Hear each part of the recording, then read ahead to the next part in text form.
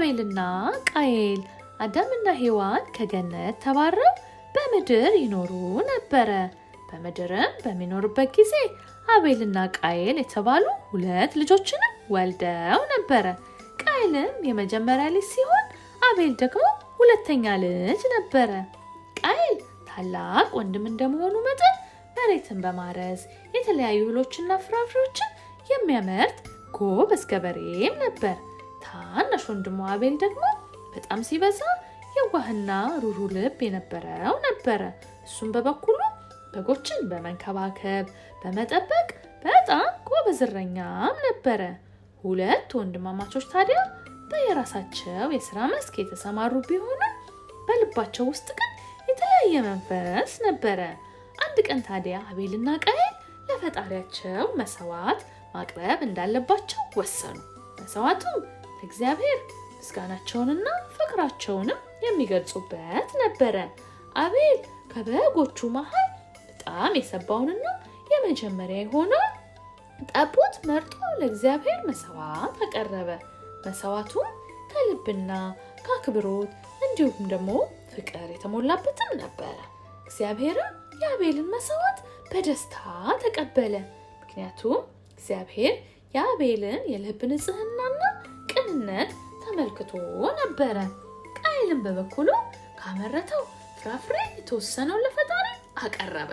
ነገር ግን ቃየል ያቀረበው መስዋዕት ከልብ የመነጨ አልነበረም። በዚህም ምክንያት እግዚአብሔር የቃየልን መስዋዕት አልተቀበለም ነበር። ፊቱንም ወደ ቃየል መስዋዕት አላዞረም ነበረ። ይህ ሁኔታ ቃየልን በጣም አበሳጨው። በወንድሙ በአቤል ላይ በጣም ኃይለኛ ቅናትና ቁጣ ተሰማው። እግዚአብሔርም የወንድሙን መስዋዕት መቀበሉን የእርሱን አለመቀበሉን በጣም አበሳጨው። ይህ ሁኔታ ወደ መረረ ጥላቻ ተቀየረ። እግዚአብሔርም የቃየልን የልቡንና የፊቱን መጥቆር አይቶ ሊመክረው ወሰነ። እንዲህም አለው፣ ቃየል ልጄ ሆይ ለምን ትቆጣለህ? ለምንስ ፊትህ ጠቆረ? አለው። መልካም ብታደርግ እኮ ፊትህ ይበራል፣ እንዲሁም ተቀባይነትን የምታገኝ ትሆን ነበር። የኔን ትእዛዝ ባለመከተል ኃጢአት በበርህ ትመጣለች፣ አንተንም ልታሸንፍ ትሞክራለች በማለት አስጠነቀቀው። እግዚአብሔር ቃየልን ከክፉ ሀሳቡ የሚመለስበትን እድል እየሰጠው ነበር። ቃየል ግን የእግዚአብሔርን ተግሳጽ አልተቀበለም ነበር። ክፉ ሀሳቡን በልቡ ውስጥ ይዞ የወንድሙ መልካምነት መቀበል አቃተው። አንድ ቀን ቃየልና አቤል በሜዳ ላይ እያሉ ቃየል ቁጣው ከቁጥጥር ውጭ ሆኖ ያ በልቡ ሲብላላ የነበረው ቅናት ወደ አስከፊ ድርጊት ገፋፋው።